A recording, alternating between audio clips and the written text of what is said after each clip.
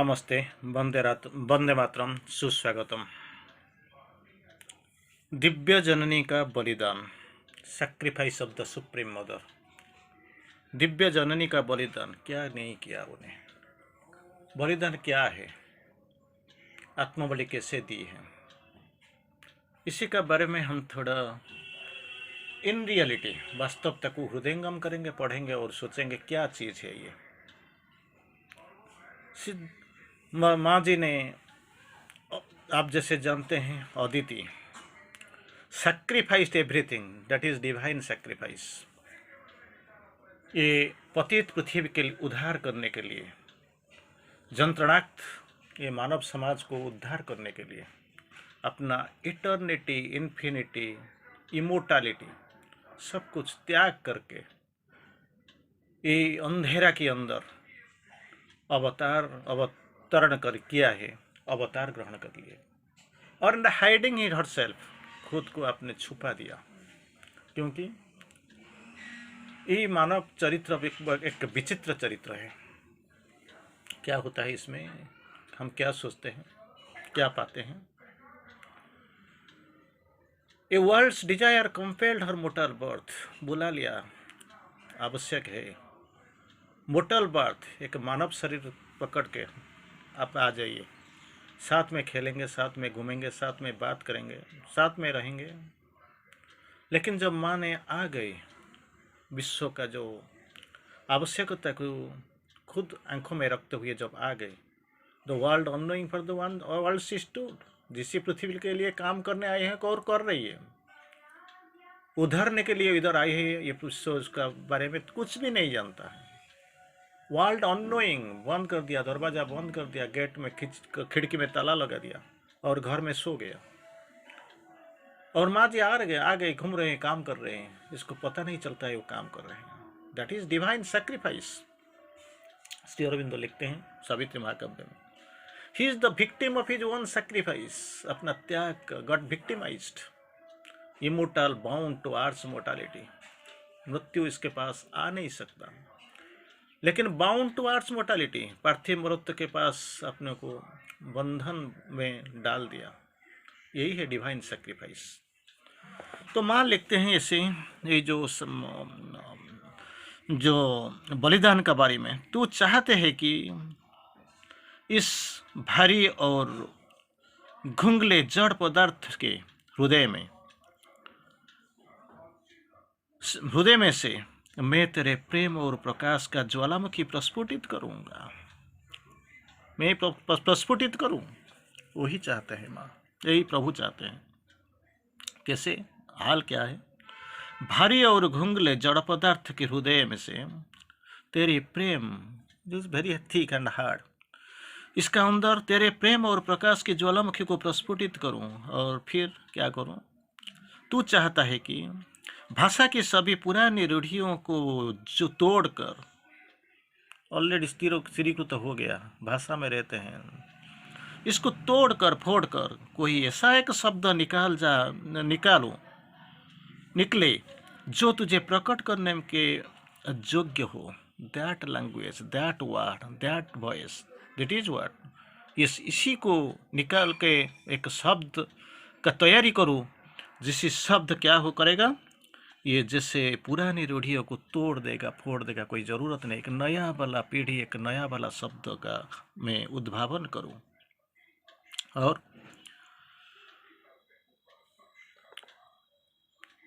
एक ऐसा शब्द जो पहले कभी नहीं सुना गया हो, यूनिक, टोटली न्यू, ऐसे कि सुना गया हो। तू चाहता है कि नीचे की छोटी से छोटी चीज़ों और ऊपर की विशालतम और उत्कृष्टतम चीज़ों के बीच संपूर्ण ऐक्य स्थापन हो जाए। Lowest abysses of matter and the highest heaven, ये दोनों का बीच में एक सेतु प्रस्तुत हो जाए। कि बोलते हैं क्या, नीचे की छोटी से छोटी चीज़ों और ऊपर की विशालतम और उत्कृष्टतम चीज़ों के बीच संपूर्ण एक ऐक्य स्थापित हो जाए। वही भगवान चाहते हो तुम। और इसी कारण हे प्रभु, तूने मुझे सारे धार्मिक सुख और आध्यात्मिक आनंद से काट कर धार्मिक रिलीजियस हैप्पीनेस एंड स्पिरिचुअल आनंद, इसमें से बचाते काटते हुए ऐकांतिक रूप में तेरे ऊपर एकाग्र होने की समस्त स्वाधीनता में वंचित करके मुझे कहा। जितना I wanted to concentrate upon you, religious freedom, spiritual आनंद, इस सब को मेरे से हटा दिया और एक ही चीज़ के लिए मुझे भेज दिया गया, वही करो। मुझसे कहा, सामान्य लोगों के बीच एक सामान्य व्यक्ति की तरह काम करो। जाओ अंधेरा को जाओ जहाँ पे रोशनी नहीं है, नीचे चले जाओ जहाँ ऊपर का जो सपना ये लोग देख नहीं पाते हैं। चले जाओ इसी पृथ्वी को जो गिर गया, उठने का कोई संभावना नहीं है।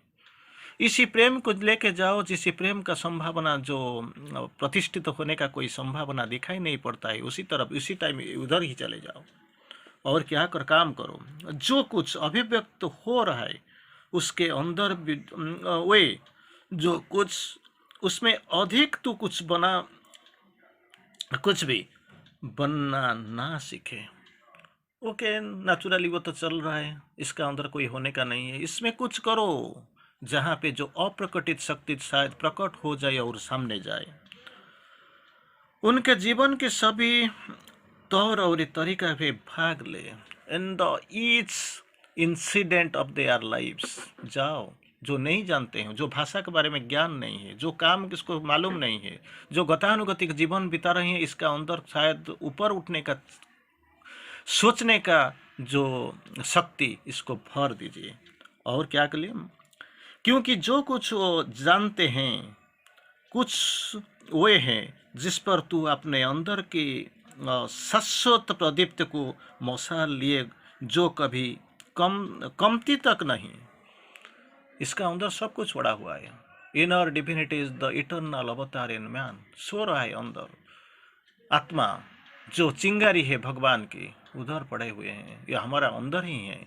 लेकिन मन प्राण शरीर जो अंतरात्मा का चैत्य सत्ता का जो है इंस्ट्रूमेंट यंत्र, लेकिन काम करना नहीं चाहते हैं। जाओ इसको बनाओ, उसको जगा दो। इसी काम करने के लिए आपको जाना ही पड़ेगा। वही था निर्देश परम का प्रभु माँ जी के लिए। और तू उनके साथ मिलजुल कर इनके बीच यह प्रदीप्ति ले आएगी। मिलजुल कर सपना मिलोगे, बात करोगे, ऐसे खेलोगे कूदोगे, सब कुछ करोगे। और जो मिटा हुआ है, जो टूट गया है, इसको गढ़ना है। जो मिट गया है, इसको उठाना है। और जो जलना नहीं चाहता है, अंधेरा में रहे, इसको जलाना है। जो जागना नहीं चाहता है, इसको जगाना है। यही काम है तुम्हारे लिए और यही काम करेगा। जब तक ये प्रकाश तेरी द्वारा सभी विकरित होता हो रहे, तब तक तो क्या मुझे उनका रस लेने से जरूरत है? इसी काम के लिए इधर ही पढ़ना रहा और यही काम करने के लिए तुम हो। जब तक तू मेरे स्पंदित होते हुए प्रेम को औरों की में बांटते रहे, तब तक क्या तुझे इसी अनुभव करने की जरूरत है? माँ जी बोलते हैं वही है, दैट इज द ग्रेटनेस। यही अनुभव आने चाहिए, मैं इसीलिए मुझे भेजा गया। फिर थोड़ी देर के बाद माँ बोलते हैं और प्रार्थना में बोलते हैं माँ जी, हे प्रभु तेरी इच्छा पूरी हो, let thy will be done. हम भी यही बोलते हैं, let thy will be done not mine. तेरी इच्छा पूरी हो, नहीं मेरी नहीं। लेकिन हम क्या करते हैं, वो बात में बोल देते हैं, लेकिन वचन में ये बोल देते हैं, लेकिन काम के और कुछ अलग करते हैं। Let my will be done, मेरा संकल्प पूर्ण हो, नहीं तुम्हारा नहीं है, वही है। हे प्रभु तेरी इच्छा पूरी हो और पूर्णतया पूरी हो, पूरी तरफ। Let thy will be done, fully done not mine. लेकिन काम जब आते हैं तो हम ईश्वर क्या करते थे, let my will be done, पहले मेरा काम कर दो, इसके बाद जाए। लेकिन ये जो प्रार्थना बोलते हैं वो स्वयं दिव्य जन ने अतिथि की प्रार्थना। हे प्रभु तेरी इच्छा पूरी हो, पूर्णतया पूरी हो, यही मेरा सुख और यही मेरा विधान है। अगर आपका काम हो गया तो वही मेरा सुख है, वही मेरा विधान है। और इसी को करवाने के लिए, इसी चेतना में रहने के लिए, इसी को परिपूर्ति और परिपालन करने के लिए मैं तो इधर ही आया हूँ और ये काम करता हूँ। तो इसीलिए मुझे क्या करना चाहिए बोलते हैं। और एक बहुत अच्छा चीज़, मुझे एक प्रार्थना का कुछ लाइन मुझे याद आता है, जो बोलते हैं, माँ जी बोलते हैं, हे प्रभु, तूने मुझे अपनी शक्ति प्रदान की। तूने मुझे, सोच लीजिए, मान लीजिए वो दिव्य जन है, वो फिर भी प्रभु को प्रार्थना, तूने मुझे अपनी शक्ति प्रदान की है ताकि तेरी शांति और तेरी आनंद, तेरी शांति और तेरा आनंद धरती पर शासन कर सके। अगर ये शक्ति और आनंद मुझे नहीं देता, शक्ति नहीं प्रदान की होती तो ये कभी नहीं होता। तुम्हारा शक्ति को लेकर मैं धरती पर अवतीर्ण हुई हूँ। तो मुझे क्या होगा? अपनी शक्ति तूने मुझे प्रदान की, इसका कारण क्या है? ऐसे ही शक्ति दे दिया, जाओ आराम करो, ऐश करो? नहीं नहीं, मस्ती करो? नहीं, ताकि तेरा शांति और तेरा आनंद धरती पर शासन कर सके। जिस दुनिया में, जिस धरती पर हम रहते हैं, जहाँ पे हम काम करते हैं, वो अंधेरा में अंधेरा, चारों तरफ देखो अंधेरा, कलुषित, कालिमा में भरा हुआ है। इसी जगत को परिपूर्ण करना एक, जैसे लगता है, इग्नोरेंस, इनकॉन्साइंस, अज्ञानता और निश्चेतना में भरा हुआ है। इसमें से उभरने का कोई रास्ता दिखाई नहीं पड़ता है। जहाँ जाओ तहाँ तरफ, चारों तरफ देखो अंधेरा ही अंधेरा, सामने देखो, पीछे देखो, बाएं देखो, दाएं देखो, ऊपर देखो, नीचे देखो, जहाँ देखो अंधेरा ही अंधेरा है। इसी अंधेरा से निकलने के लिए कोई रास्ता ही नहीं, हम रास्ता कोई ढूंढ नहीं पाते हैं। तो इसीलिए मुझे शक्ति दिया गया और भेज दिया गया, परम प्रभु ने मुझे भेजा। माँ जी बोलते हैं, माँ जी की प्रार्थना में वही है, शक्ति, अपनी शक्ति प्रदान की ताकि तेरी शांति और तेरा आनंद धरती पर क्या शासन कर सके। आ सके नहीं, धरती, शांति और आनंद ये धरती पर शासन कर सके। और क्या होगा? दूसरा क्या होगा? अब ये सारी सत्ता केवल शांति का एक आलिंगन है, पीस। जब तक आपके अंदर, साधक के अंदर, सृष्टि के अंदर परमानेंट पीस जब तक प्रस्थापित नहीं हुआ है, तब तक असंभव है। यही शांति, केवल शांति का एक आलिंगन है, और जो सारी धरती के लिए लपटे हुए है। यही शांति, peace, O peace come manifest. Peace is the very basis of sadhana, siddhi, साधना और सिद्धि। अगर शांति नहीं है तो कुछ नहीं होगा। जैसे आप घर बनाते हैं, अट्टालिका बनाते हैं, 5 स्टोरीड बिल्डिंग, 7 स्टोरीड बिल्डिंग, ये सब जो बनाते हैं, अपना जो स्ट्रक्चर है, अपना जो बेस, अपना जो फाउंडेशन, वो जरूर बियरिंग कैपेसिटी उतना होने चाहिए जहाँ पर ये 5 स्टोरी बिल्डिंग होना चाहिए, हो जाएगा। तो इतना सख्त होना चाहिए। तो वही माँ जी बोलते हैं, और अब ये सारे सत्ता केवल शांति का एक आलिंगन है। तो जैसे साधना और सिद्धि के लिए जाते हैं, श्री अरविंदो जी बोलते हैं क्या कि peace is the very basis of sadhana and Siddhi.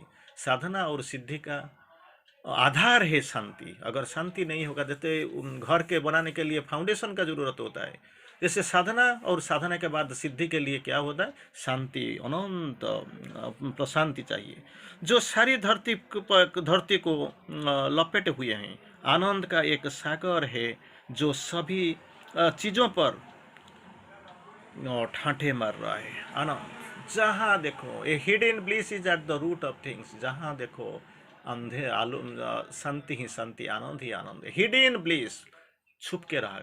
Hidden bliss is at the root of things. सारो सब चीज़ों की मूल में, at the root of things, ये आनंद है।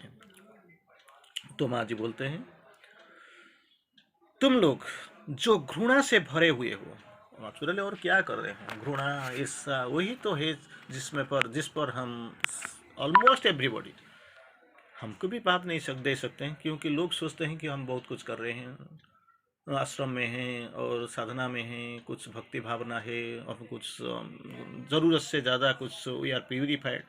इससे नहीं सोचने चाहिए। सोचने से कुछ नहीं होगा, करना क्या चाहिए। सपना देखने से अगर दुनिया बदल जाता तो दुनिया कब से बदल गया होता है, क्यों नहीं? हम अभी सपना तो सपना, फिर दिन का सपना, दिवा सपना, खड़ा होके आंखों खोल के कुछ सपना देखता हूँ, ये हो जाएगा, वो हो जाएगा, अति मानव आ जाएगा, मैं अति मानव बन जाऊंगा, अति मानस का चरितार्थ होगा, जीवन दिव्य हो जाएगा। ये सब ऐसे देखने से, सोचने से नहीं होता, इसके लिए कुछ करना पड़ता है। तो तुम लोग जो घृणा में भरे हुए हो, तुम्हारा हृदय में जो होता है क्या? विद्वेष, इसी तरफ से मिट जाएगा। ये विद्वेष ज़्यादा तक नहीं रहेगा। जैसे बालू पर बने निशानों को समुद्र मिटा देता है, ज्यादा तक रह ही नहीं रह सकता।